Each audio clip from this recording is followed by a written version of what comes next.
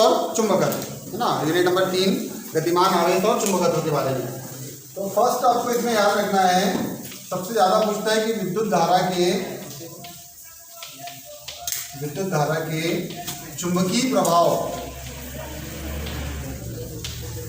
विद्युत धारा के चुंबकीय प्रभाव की खोज,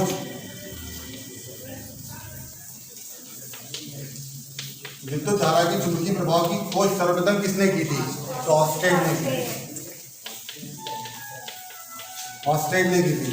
विद्युत धारा के चुंबकीय प्रभाव की खोज सर्वप्रथम किसने की थी? तो ऑस्टेड। ठीक है। इसके बाद में सेकंड आपको पूछता है चुंबकीय क्षेत्र में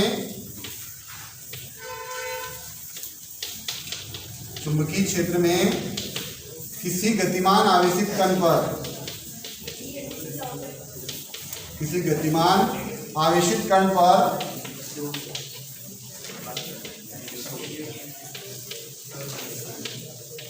कार्य करने वाले बल को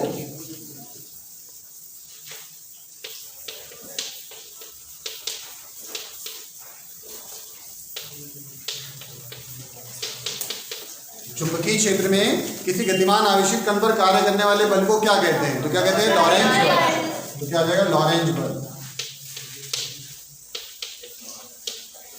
चुंबकीय क्षेत्र में किसी गतिमान आवेशित कण पर कार्य करने वाले बल को क्या कहेंगे? लॉरेंज बल। गतिमान आवेश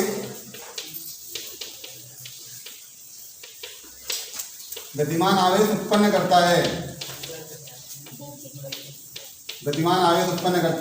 याद रखना है। गतिमान आवेश उत्पन्न करेगा विद्युत क्षेत्र और चुंबकीय क्षेत्र दोनों, है ना। तो गतिमान आवेश क्या उत्पन्न करता है? विद्युत क्षेत्र व चुंबकीय क्षेत्र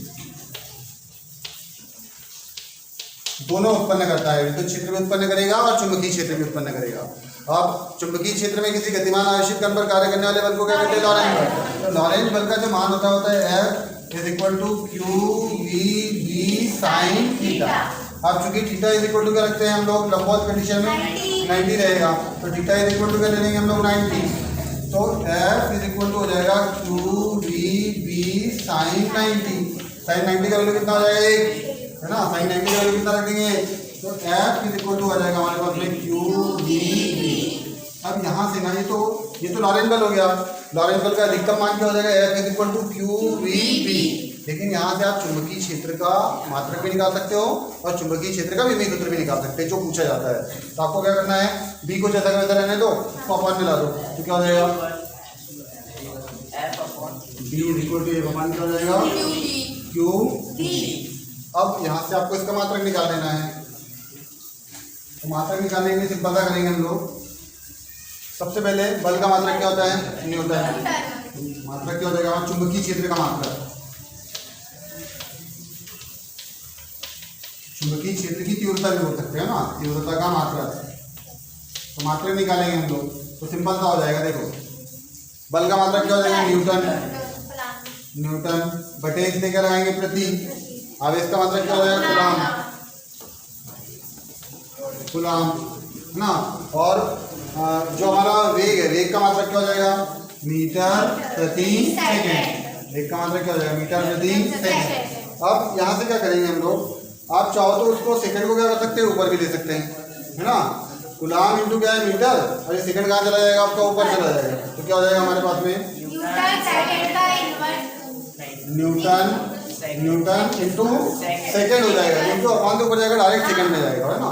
तो न्यूटन इंटू क्या हो जाएगा? सेकंड अपॉन में क्या करेंगे? कूलम है, तो कूलम Q = IT। तो I मतलब एम्पियर और T मतलब सेकंड। तो अपन में लेकर रख लेते हैं IT रख लेते हैं, एम्पियर सेकंड रख लेते हैं। एम्पियर सेकंड कूलम को मतलब आवेश को हमने क्या एम्पियर सेकंड में बदल दिया। एम्पियर सेकंड और इंटू पहले से क्या हमारा मीटर, इंटू क्या हो जाएगा? मीटर। अब सेकंड से सेकंड क्या हो जाएगा? पहला हो जाएगा। क्या बचा हमारे पास में? न्यूटन प्रति क्या आ जाएगा? एम्पियर और क्या हो जाएगा? मीटर ना। तो मात्रक क्या निकल कर आ गया हमारे पास में? चुंबकीय क्षेत्र का मात्रक क्या हो गया? न्यूटन प्रति एम्पियर मीटर। आप इसको चाहो ऐसा भी कर सकते हैं, न्यूटन एम्पियर का इनवर्स और मीटर का क्या हो जाएगा? इनवर्स। ठीक है, न्यूटन एम्पियर का इनवर्स, मीटर का इनवर्स।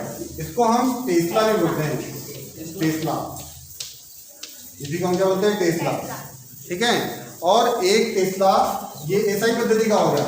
एसआई पद्धति में मात्रा क्या हो गया, न्यूटन प्रति एम्पियर मीटर, या न्यूटन एम्पियर का इनवर्स मीटर का इनवर्स। ठीक है, इसी को हम क्या बोल देते हैं, टेस्ला।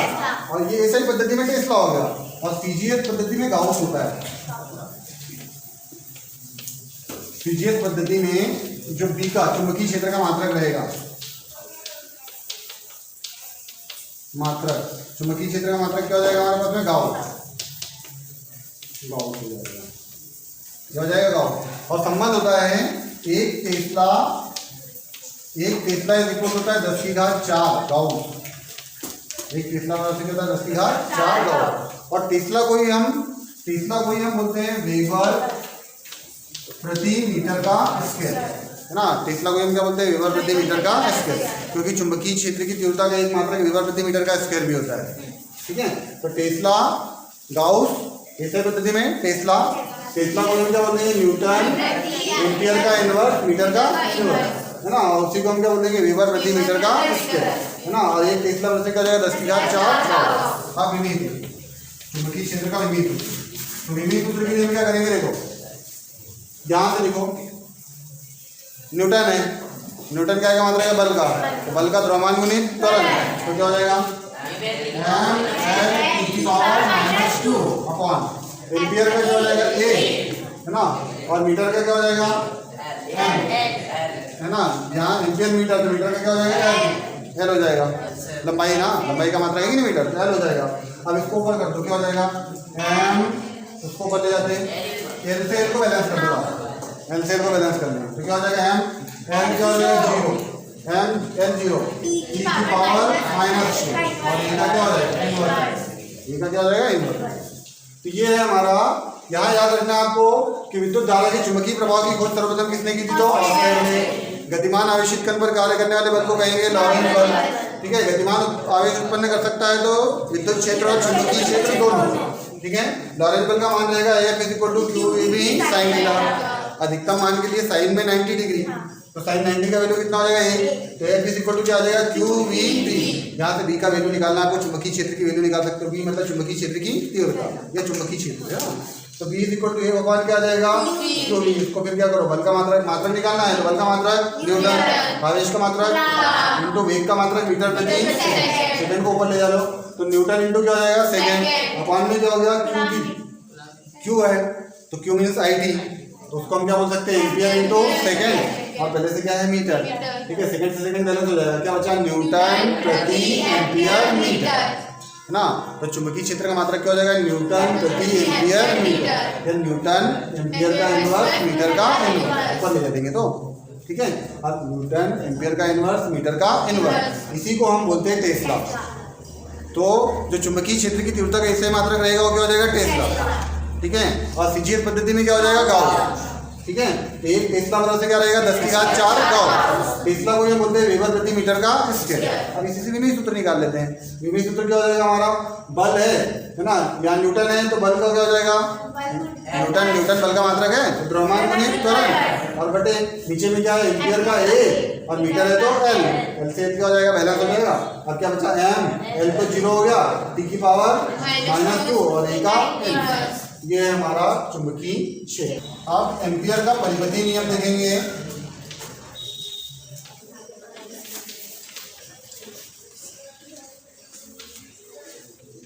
एम्पियर का परिपथीय नियम, तो एम्पियर का परिपथीय नियम सिंपल सा है कि चुंबकीय क्षेत्र का रेखीय समाकलन, तो चुंबकीय क्षेत्र मतलब क्या हो जाएगा, B, रेखीय समाकलन मतलब रेखा के लिए हम क्या अल्पांश लेते हैं, del L, B into del L, μ0 into क्या हो जाएगा, I, है ना।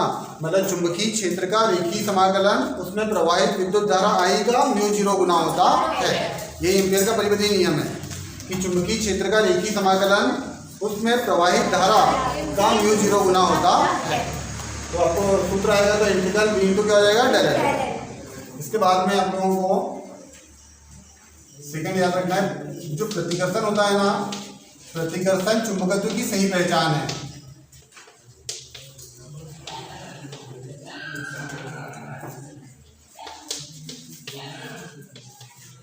पहचानना, मतलब प्रतिकर्षण ही चुंबकत्व की सही पहचान होती है। इसके बाद में थर्ड आपको आता है संट।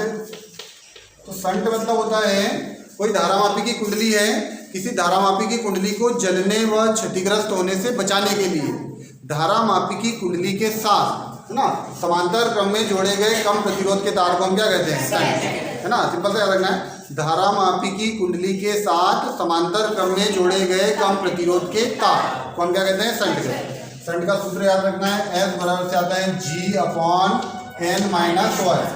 संट का सूत्र आता है आपको S = G/N - 1। अब इसके बाद मोस्ट इंपॉर्टेंट चीज आती है अमीटर। तो अमीटर की सहायता से किसी परिपथ में प्रवाहित होने वाली विद्युत धारा की उपस्थिति का पता लगाया जाता है और उसका मापन किया जाता है। तो अमीटर से क्या करते हैं? विद्युत धारा का मापन करते हैं, विद्युत धारा का मापन। अमीटर से क्या करेंगे हम? विद्युत धारा का मापन। ठीक है, अब अमीटर के बारे में बताते हैं। जब आपको धारामापी को अमीटर में अमीटर में बदलना है, धारामापी को हम क्या करते हैं? अमीटर में बदलेंगे का अमीटर में रूपांतरण। तो धारामापी को अमीटर में बदलने के लिए धारामापी की कुंडली के साथ, तो धारामापी की कुंडली रहेगी, कुंडली के साथ समांतर क्रम में कम प्रतिरोध का तार जोड़ते हैं, जिसको हम क्या कहते हैं? संट कहते हैं। ठीक है, तो सिंपल सा याद रखना है, धारामापी को अमीटर में बदलने के लिए धारामापी की कुंडली के साथ समांतर क्रम में क्या करते हैं? कम प्रतिरोध का तार जोड़ देते हैं, जिसको अपन क्या कहते हैं? संट कहते हैं। यानी अगर आपको धारामापी जो है, धारामापी को अमीटर में बदलना है, तो उसके लिए हम क्या करेंगे? धारामापी की जो कुंडली रहेगी उसके साथ समांतर क्रम में कम प्रतिरोध का तार जोड़ देंगे, जिसको अपन क्या कहते हैं? संट कहते हैं। ठीक है, अब जब इसको बदलना है तो कितने प्रतिरोध का या कितने ओम का तार जोड़ना है, तो कितने ओम का तार जोड़ना है उसके लिए आप फार्मूला यूज करोगे। फार्मूला रहेगा S = Ig × G और अपान क्या रहेगा? I - Ig। इससे आप कैलकुलेट कर लोगे और कैलकुलेट करके कितने ओम का आपको तार जोड़ना है उस तार की क्या कर सकते हैं? गणना कर सकते हैं। ठीक है, S = Ig × G upon I - Ig। इससे आप वो S का वैल्यू निकाल लोगे, S मीन संट हो जाएगा, तो आपके पास में वो वैल्यू आ जाएगा जितने ओम का आपको तार जोड़ना है। ठीक है, इसके बाद में हम क्या करेंगे? अब जब अपने इसको जब बनाया है, धारामापी को आपने वोल्टमीटर में धारामापी को अमीटर में परिवर्तित किया है, तो धारामापी को अमीटर में बदलने के लिए धारामापी की कुंडली के साथ समांतर क्रम में कम प्रतिरोध का तार, जिसको अपन क्या कहते हैं? संट कहते हैं। मतलब बनाने के लिए समांतर क्रम में कम प्रतिरोध का तार जोड़ा है। ठीक है, लेकिन जब इसको किसी विद्युत परिपथ में लगाते हैं तो श्रेणी क्रम में लगाते हैं। मतलब अमीटर किसी विद्युत परिपथ में कैसे जुड़ा रहता है? श्रेणी क्रम। ठीक है, तो अमीटर को विद्युत परिपथ में सदैव कैसे जोड़ते हैं? श्रेणी क्रम। सदैव श्रेणी क्रम में जोड़ा जाता है। ठीक है, श्रेणी क्रम में जोड़ा जाता है। अब यहां से आपको एक चीज और याद रखना है कि एक आदर्श अमीटर जो रहेगा, आदर्श अमीटर का जो प्रतिरोध है, आदर्श अमीटर का प्रतिरोध है, वो आदर्श अमीटर का प्रतिरोध कितना रहेगा? 0 रहेगा। एक आदर्श अमीटर का प्रतिरोध कितना होता है? 0। कहीं कहीं आपको थोड़ा सा घुमा भी देता है कि जो संट युक्त धारामापी को क्या कहते हैं, ऐसा भी पूछ देता है।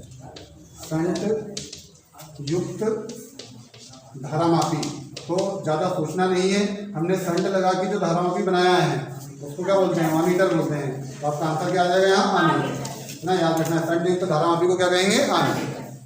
ठीक है, इसके बाद सेकेंड आता है आप लोगों को वोल्टमीटर। तो वोल्टमीटर से हम क्या करते हैं? किसी विद्युत परिपथ के दो बिंदुओं के बीच का विभवांतर ज्ञात करते हैं। वोल्टमीटर का क्या हो जाएगा? परिपथ का विभवांतर ज्ञात करना। परिपथ के किन्हीं दो बिंदुओं के बीच का विभवांतर ज्ञात करते हैं, तो परिपथ का क्या निकालेंगे? विभवांतर। वोल्टमीटर का काम क्या रहेगा? परिपथ का क्या ज्ञात करेंगे? विभवांतर। अब वोल्टमीटर को बनाते कैसे हैं? ठीक है, तो धारामापी को वोल्टमीटर में परिवर्तित करने के लिए धारामापी की कुंडली के साथ, हाँ आप क्या करेंगे, श्रेणी क्रम में उच्च प्रतिरोध का तार जोड़ देते हैं। उच्च प्रतिरोध का क्या करते हैं, तार जोड़ देंगे। मतलब धारामापी को वोल्टमीटर में परिवर्तित करने के लिए धारामापी की कुंडली के साथ श्रेणी क्रम में उच्च प्रतिरोध का क्या करते हैं, तार जोड़ देते हैं। जैसे हमने वहाँ हमने क्या किया था, जब अमीटर बनाया था तो उसका अपोजिट करना है यहाँ पर, ठीक है। मतलब धारामापी को वोल्टमीटर में परिवर्तित करने के लिए धारामापी की कुंडली के साथ श्रेणी क्रम में उच्च प्रतिरोध का तार जोड़।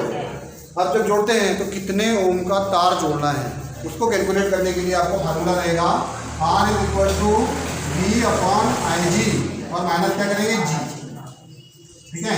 इससे अपन क्या करते हैं, उसको कैलकुलेट कर लेते हैं कि कितने ओम का आपको तार जोड़ना है। तो फार्मूला रहेगा R = V/IG माइनस क्या करेंगे G। इससे आप कैलकुलेट कर लोगे कि आपको कितने ओम का तार जोड़ना है, ठीक है। फिर जो हमारा वोल्टमीटर है, वोल्टमीटर को हमने बनाया कैसे है, श्रेणी क्रम में उच्च प्रतिरोध का तार जोड़कर बनाया है, लेकिन उसको विद्युत परिपथ में कैसे जोड़ते हैं, समांतर। तो वोल्टमीटर जो रहेगा, वोल्टमीटर विद्युत परिपथ में कैसे जोड़ेगा,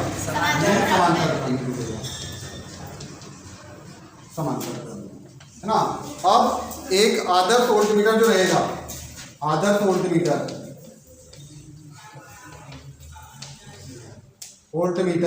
का जो प्रतिरोध रहेगा, आदर्श वोल्टमीटर का जो प्रतिरोध रहेगा वो कैसे रहेगा, अनंत रहेगा, इन्फिनिटी, ठीक है। एक आदर्श अमीटर का प्रतिरोध 0 होगा और एक आदर्श वोल्टमीटर का प्रतिरोध क्या रहेगा, अनंत। ध्रुव प्राबल्य का जो मात्रक हो जाएगा वो क्या हो जाएगा, एम्पियर मीटर, है ना। ध्रुव प्राबल्य का मात्रक क्या रहेगा, एम्पियर मीटर। अब चुंबकीय द्विध्रुव आघूर्ण, तो चुंबकीय द्विध्रुव आघूर्ण मतलब होता है चुंबक का एक ध्रुव प्राबल्य और उसकी प्रभावी लंबाई के गुणनफल को हम क्या बोलते हैं, चुंबकीय द्विध्रुव आघूर्ण।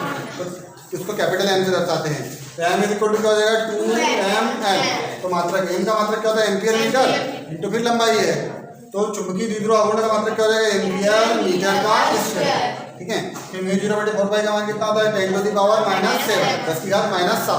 अगर मान लो यहाँ आपको चुंबकनशीलता का पूछ लेता है, क्योंकि 4 का यहाँ गुना कर देना है, तो चुंबकनशीलता μ0 का मात्रक हो जाएगा आपका μ0/4 10⁻⁷ न्यूटन प्रति मीटर का स्क्वायर। इसके बाद आपको पता है चुंबक के 2 सजातीय ध्रुवों में क्या होता है, प्रतिकर्षण, और चुंबक के 2 विजातीय ध्रुवों में क्या होगा, आकर्षण, ठीक है। फिर अनुचुंबकीय पदार्थ प्रबल चुंबक से क्या होते हैं, आकर्षित होते हैं, और प्रतिचुंबकीय पदार्थ जो रहेंगे वो चुंबक से क्या होंगे, प्रतिकर्षित होंगे, ठीक है। अब अनुचुंबकीय पदार्थ की प्रवृत्ति कैसी होती है, धनात्मक, और प्रतिचुंबकीय पदार्थ की प्रवृत्ति कैसी होती है, ऋणात्मक। इसके बाद में उदासीन बिंदु उस बिंदु को कहते हैं जिस पर चुंबकीय क्षेत्र की परिणामी तीव्रता क्या हो, ठीक है।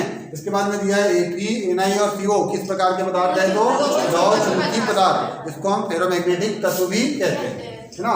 और जो स्थायी चुंबक होते हैं, स्थायी चुंबक बनाए जाते हैं तो इस्पात मीन्स स्टील से बनाए जाते हैं, है ना। तो ये चुंबक के इंपॉर्टेंट क्वेश्चन।